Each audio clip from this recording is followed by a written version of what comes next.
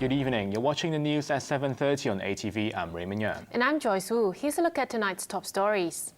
Hong Kong University student magazine hits back at CY Leung, calling for a thorough revolution against communism. Supply of private housing hits 8-year high with 15,700 flats completed last year. Justice Minister gives strong assurance he's handling Donald Tsang's case without special treatment. Hong Kong University students have used the latest issue of their undergrad magazine to hit back at Chief Executive Yeung for attacking them in his policy address. The publication warns that Hong Kong is facing extermination and calls for a thorough revolution against communism. The showdown sets the stage for another pro-democracy mass rally on Sunday. Chief Executive Yeung angered Hong Kong University Student Union by using his policy address earlier this month to accuse them of publishing fallacies to spread ideas about independence for Hong Kong. The students are now hitting back with the latest issue of their undergrad magazine published today, comparing his decision to name and shame them with the tactics used by China's Mao Zedong during the Cultural Revolution. It also slammed the chief executive for provoking young people instead of mending fences and understanding their grievances highlighted during last year's protests. The magazine went further to declare that Hong Kong is facing extermination as the one country, two systems policy has become incurable. It called for a thorough revolution against communism to avoid the risk of becoming slaves. The government issued a response, stressing the chief executive's responsibility to uphold China's national unity and territorial integrity. Young protesters are looking to air their grievances again by joining a pro-democracy rally planned for Sunday. The Civil Human Rights Front is expecting 50,000 to turn up for the march from Victoria Park to Chater Garden. But the organizers are still trying to fulfill a condition imposed by police that 100 marshals should be present during the rally to maintain order. Police did not confirm if the front will be prosecuted for failing to meet the requirement. In case they do not have sufficient marshals, it depends on the circumstances. For example, how many they're shutting off, what are their responsibility of those marshals supposed to be, and we'll liaise with the organizers, see how those problems can be mediated. The chief executive was far away from all the fuss today, meeting Guangdong Party chief Hu Chenhua for trade talks.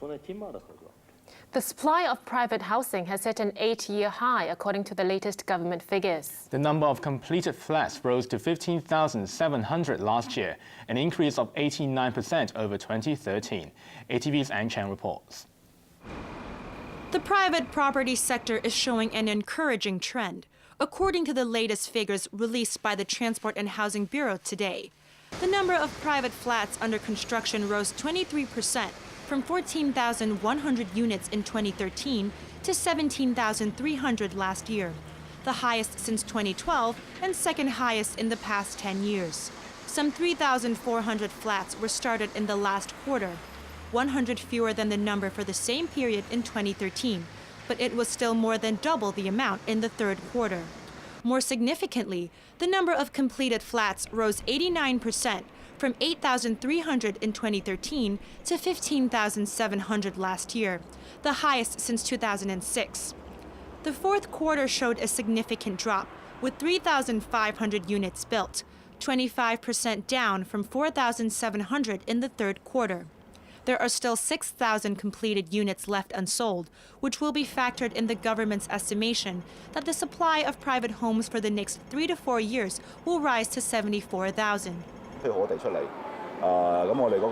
Financial Services Secretary Chan Ka-keung said government efforts to increase supply are bearing fruit. While market watchers see an easing of the housing shortage, property prices are still soaring and out of reach for most Hong Kong residents. A public housing flat measuring 147 square feet in Fanling's Wah-ming estate was sold recently for a record $1.7 million. That's more than $11,000 per square foot. Wong Kun of the Federation of Public Housing Estates said he found it incomprehensible.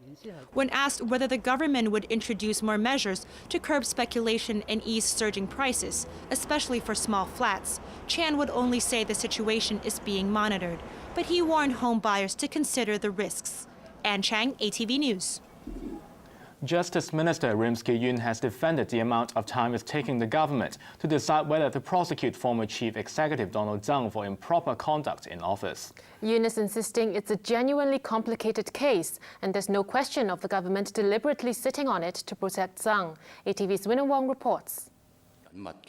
Director of Public Prosecutions Yeung told lawmakers on Monday that the ICAC had completed its investigation into former Chief Executive Donald Leung, and the Justice Department was studying the report.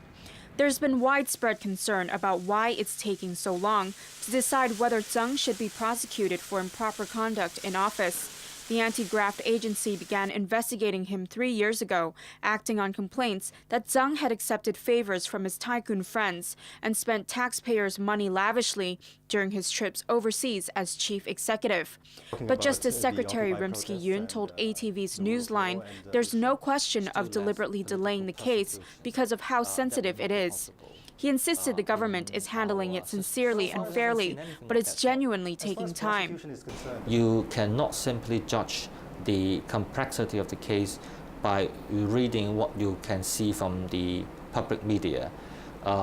In fact, it would not be fair to the colleagues of the ICAC. You do not know the tasks that they face and the challenges that they have to tackle. So it would not be fair to jump to the conclusion of whether there is or there is no delay.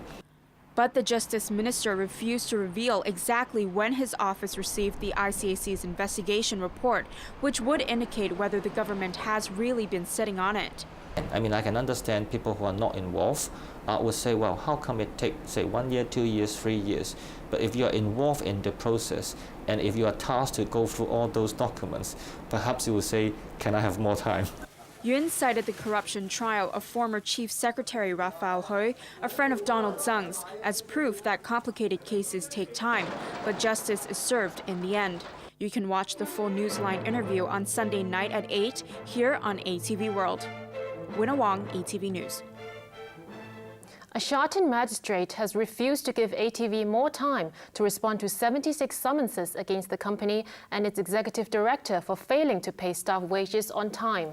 Company representatives attending the first hearing on the case today were told to be ready to face the music on the 13th. Here's Wong. ATV Executive Director Ip Ka Po was mobbed by the media as he arrived at the Sha Tin Magistracy this morning. Supporters and critics of the station made their voices heard as well. Ip was in court today to answer 34 summonses initiated by the Labor Department against himself and ATV, represented by News Chief Lau Lan Chung, for failing to pay staff salaries on time in July and September. ATV's lawyers asked for the case to be delayed until the 27th of February, citing the need for more time to study the case. Labor Department representatives did not oppose the application, adding that they wanted the case to be combined with 42 more summonses they mailed to ATV this week over its late payment of November wages. However, Principal Magistrate Andrew Ma questioned why ATV needs up to 4 weeks to review such simple procedures. He also said it was a waste of time for prosecutors to mail the summonses and ordered them to be served to Ip and Lau in person right away. Ma insisted the case could not be delayed in the interest of justice and decided the combined 76 summonses will be heard together on the 13th. According to the employment ordinance, employers face up to 3 years in jail and a $350,000 fine for late pay offenses. Wong, ATV News. Overseas, there was real-life drama at a TV station in the Netherlands when a young man brandishing a fake gun burst into the building and demanded airtime. But he was overpowered and arrested as officials calmed fears by confirming that he had been acting on his own. There was a scare for